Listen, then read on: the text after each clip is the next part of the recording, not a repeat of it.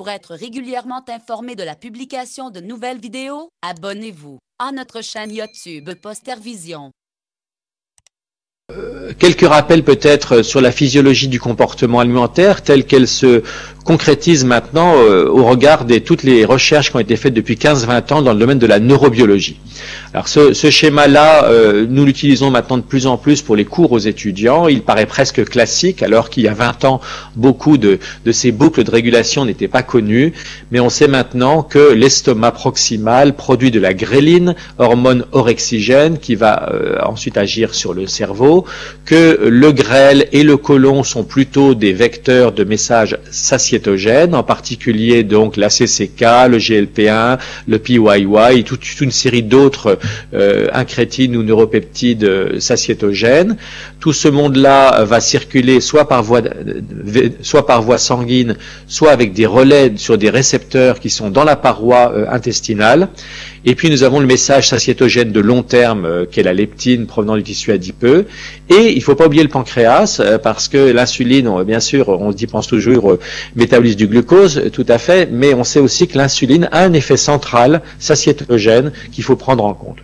Et donc c'est l'équilibre de tous ces messages périphériques orexigènes ou satiétogènes qui va être géré au niveau de l'hypothalamus. Pardon. Alors, pour rester un instant sur la gréline, qui a suscité beaucoup de travaux, donc on sait qu'elle vient du fondus, qu'elle a besoin d'être acylée ici sur sa chaîne peptidique pour être active, et donc ensuite, il y a des récepteurs à la gréline sur de nombreux organes, dont différentes zones du cerveau, dont l'hypothalamus. J'y reviendrai tout à l'heure.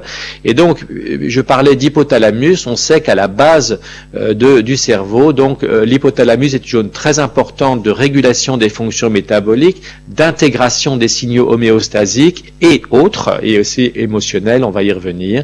Et donc, c'est là que se joue finalement ce carrefour de signalisation entre les messages orexigènes comme la gréline, avec des neuropeptides dans le noyau arqué qui vont produire des relais orexigènes comme AGRP, NPY, et puis des sentinelles de la satiété, des neurones à pro-opio-mélanocortine, qui eux vont produire différents peptides, dont l'alpha-MSH, qui est le principal signal satiétogène. Et donc 3 fois par jour, pour faire simple, dans notre mode d'alimentation, je dirais occidentale, nous avons la gréline qui monte avant les repas, une activation de la prise alimentaire, une levée temporaire du frein satiétogène, et puis dans les 20 à 30 minutes qui suivent le début du repas, tous les signaux périphériques, en particulier digestifs, commencent à dire « merci, j'ai bien mangé, on va s'arrêter » et le signal satiétogène se remet en place et les choses rentrent dans l'ordre. Donc ça, c'est de la physiologie maintenant qui est bien établie.